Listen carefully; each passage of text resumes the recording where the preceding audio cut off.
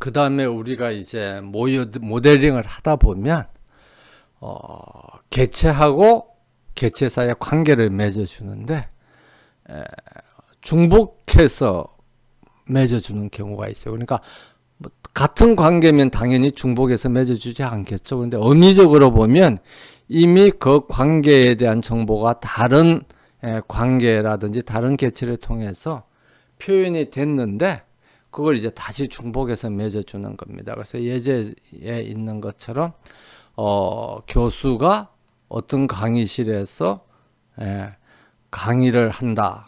그래서 어느 교수님하고 어느 강의실하고 관계를 갖는다 이렇게 했는데, 또 다른 개체하고의 관계에 보면 강좌라는 게 있고 어느 교수님이 어느 강좌를 담당해서 강의를 하시고 그 강좌가 어떤 강의실에서 이루어진다.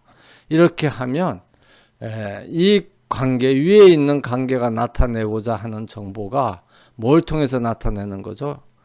이 강좌를 통해서 간접적으로 표현이 된 겁니다. 그래서 이런 경우에는 굳이 위에 있는 이 관계를 우리가 만들어 줄 필요가 없는 거죠. 만들어 줄 필요가 없습니다. 그래서 이런 것들이 있는지 자기가 이미 표현되어 있는 정보를 또 표현하기 위해서 개체나 관계를 중복해서 만들지 않았는지 그것을 이제 검토해 보는 것이 굉장히 중요합니다. 그래서 만약 그걸 검토하지 않고 개체관계 모델링을 했으면 그걸로부터 뭐가 만들어지는 거죠? 관계형 데이터베이스 테이블들이 만들어지잖아요. 그러면 또 동일한 내용을 저장하는 테이블들이 중복해서 만들어지는 그런 문제가 생기는 거죠. 그렇게 되면 굉장히 심각한 문제이기 때문에 그런 검토를 우리가 모델링 단계에서 이제 항상 해둬야 되겠습니다.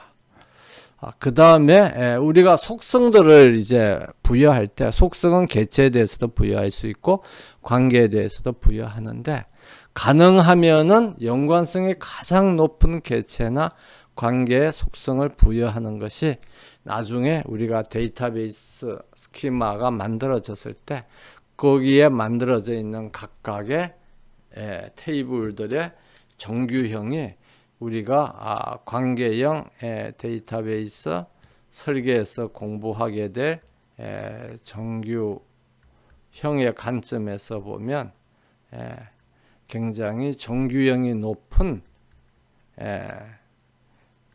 정규형의 정규화가 된 정규화가 잘 된 그런 테이블들이 만들어지겠습니다. 그렇지 않고 그냥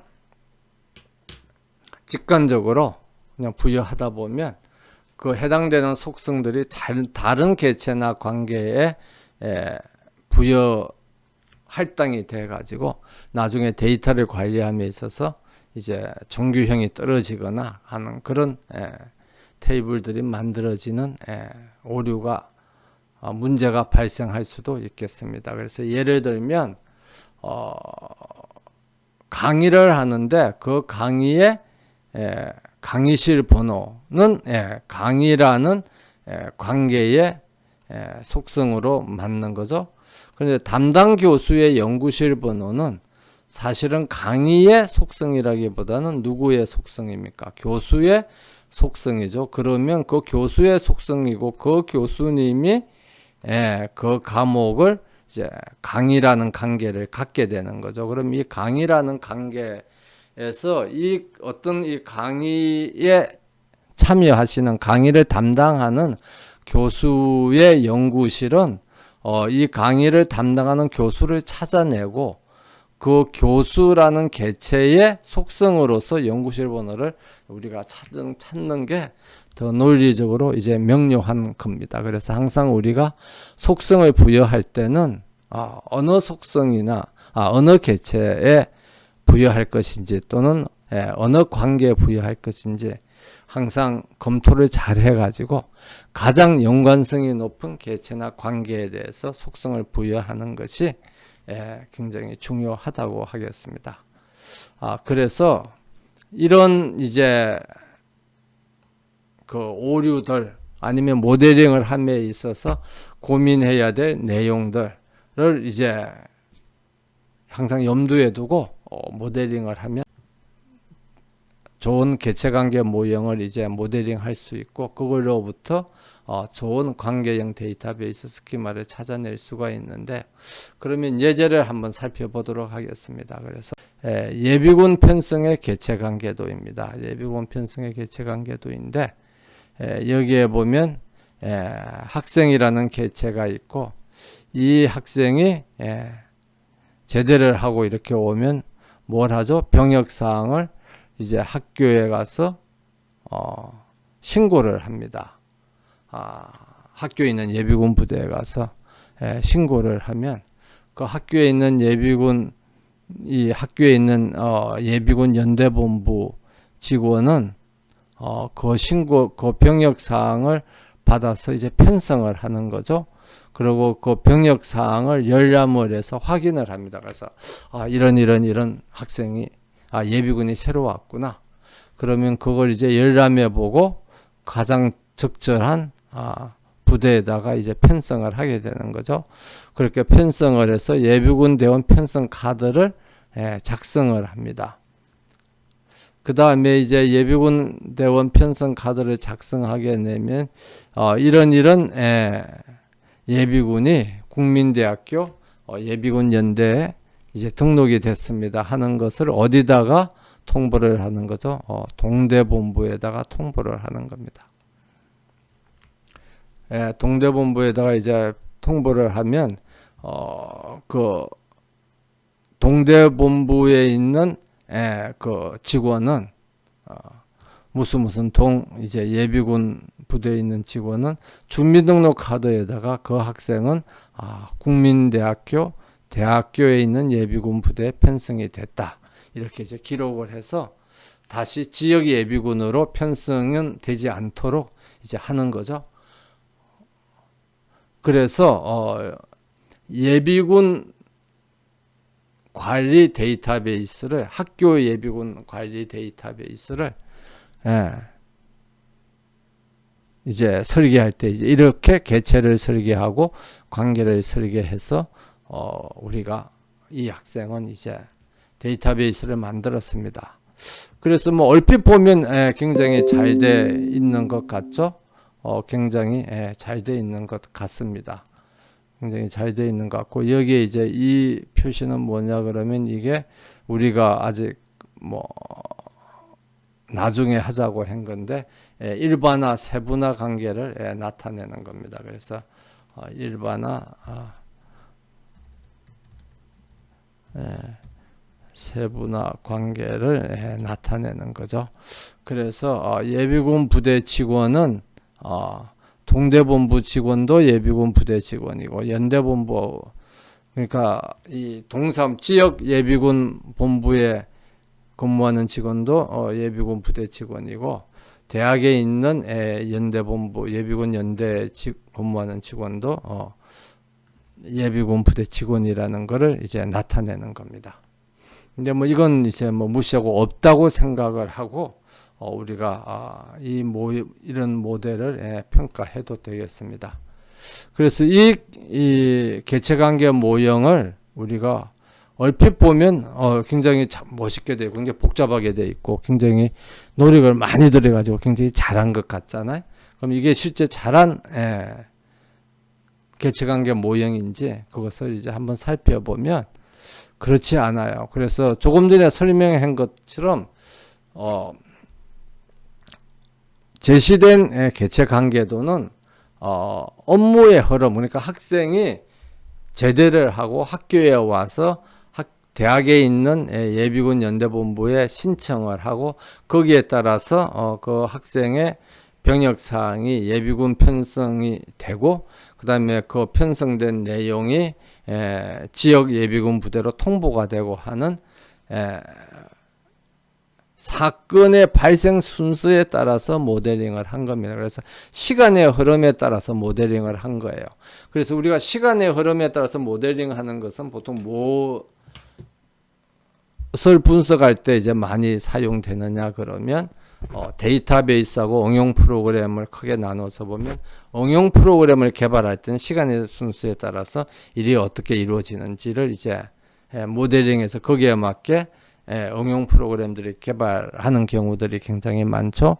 근데 데이터베이스는 시간의 흐름에 따라서 편성을 하는 게 아니라 어떤 가상적인 현상에 누가 먼저인지에 상관없이 어떤 개체들이 있느냐 하는 걸 찾아내고 그것들 사이의 관계를 찾아내는 겁니다. 그래서 그러면 우리가 예비군 업무를 하는 데 있어서 어떤 개체가 있는가를 먼저 찾아내야 돼요. 그래서 여기에서는 우리가 개체로 보이는 건 뭐가 개체죠? 학생은 이제 당연히 개체죠. 그 다음에 거기에 근무하는 뭐 연대본부 직원이나 동대본부 직원은 개체고, 그 다음에는 뭐가 개체입니까? 병역사항은 개체인가요? 아니면 예비군 대원 편성카드가 개체인가요? 조금 개체인 것 같기도 하고 아닌 것 같기도 하고, 그런 문제들이 그런 느낌이 좀 들죠? 그런 느낌이 좀 듭니다. 그래서 여기에서 보면 학생은 있는데 주민등록 카드, 예비군 대원 편성 카드, 이것은 이제 개체라기보다는 데이터베이스에 있는 내용물을 출력한 거예요. 출력물입니다. 출력물이에요. 그러니까 뭐 혹시 우리 학생들 중에서 SQL을 경험이 있는 학생들이 많이 있겠지만 SQL을 사용해서 데이터베이스에 있는 내용들을 검색을 해서 그 결과를 이제 뭐 카드 형식으로 아니면 뭐 보고서 형식으로 만들어낸 게 주민등록 카드고 예비군 대원 편성 카드인 겁니다. 그러면 어떤 개체가 누락이 됐느냐? 그 예비군 편성에 가장 중요한 건 뭐죠? 학생이 이제 예비군인 거죠. 예비군이 있어야 되고, 그 다음에 뭐가 있어야 돼요? 여기 있는 것처럼 부대가 있어야 돼요. 그래서 어느 예비군이 무슨 부대에 무슨 임무로 할당이 됐다. 뭐 소총수인지 아니면 뭐 통신원인지 그런 걸로 해서 예비군 부대에 대한 부대라는 개체가 전혀 나타나 있질 않습니다. 그 다음에 그렇게 되다 보니까 이 부대하고 학생 사이의 관계, 그 다음에 부대라는 거는 하나의 조직도잖아요. 그래서 소대가 있으면 소대 위에 중대가 있고, 중대가 있으면 그 다음에 또 중대 위에 연대가 있고 하는 이런 연대가 있고, 소대들이 쭉 있으면 소대가 모여서 중대가 되고, 중대가 또 이렇게 쭉 모여서 뭐 대대가 되고, 이게 또 이렇게 쭉 모여서 연대가 되고, 이런 상하 편성 관계에 대한 정보들이 이제 누락되어 있는 걸 볼 수가 있습니다. 그 다음에 이제 업무의 흐름에 따라서 모델링을 하다 보니까 어떤 자료를 봤다. 그런데 물론 굉장히 비밀 자료라든지 그런 것은 어떤 사람이 무슨 자료를 봤느냐 하는 것을 우리가 기록할 필요가 있겠죠. 그렇지만 뭐 학생 예비군에 대한 정보를 누가 몇 월 며칠 날 그것을 봤다. 뭐 개인정보기 때문에 그걸 기록하는 게 필요할지 모르겠습니다만, 많은 경우에는 또 그런 거는 뭐 그냥 기록하지 않아도 되는 그런 데이터들이 로 이제 취급될 수도 있는데, 그러한 것들이 관계로 편성되어 있는 그런 문제들을 볼 수가 있습니다. 그래서 이런 것들을 이제 고려해서 그러면 예비군 편성 데이터베이스를 만들려면 어떤 개체들이 있어야 되느냐 해서 한번 살펴보면 당연히 제일 먼저 누가 있어야 되죠? 예비군이 있어야 됩니다. 근데 이 예비군은 누구예요? 학생이에요. 그래서 1대1의 관계를 가지게 됩니다. 그래서 학생은 대학에서 이제 학사 관리를 위한 정보가 있고, 예비군은 동일한 사람이지만 예비군 관리를 하기 위한 정보가 필요한 거죠. 그래서 주특기가 뭐고 제대했을 때 계급이 뭐고 이런 게 이제 필요한 겁니다. 그 다음에 이 예비군은 어디에 편성이 되냐면 부대에 편성이 됩니다. 그래서 예비군은 하나의 부대에 소속이 되고 한 부대에는 여러 예비군들이 소속이 되겠죠.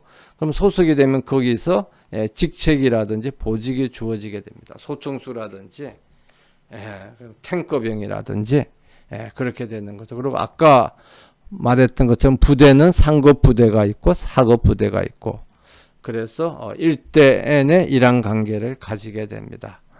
그 다음에 직원들은 이 부대에 근무를 하게 되는 거죠. 그래서 학교에 있는 연대본부 직원은 국민대학교 예비군 연대 본부 직원으로서 근무를 하는 거고, 동사무소에 있는 예비군 대대본부 직원은 지역 예비군 대대본부의 직원으로서 근무를 하게 되는 겁니다.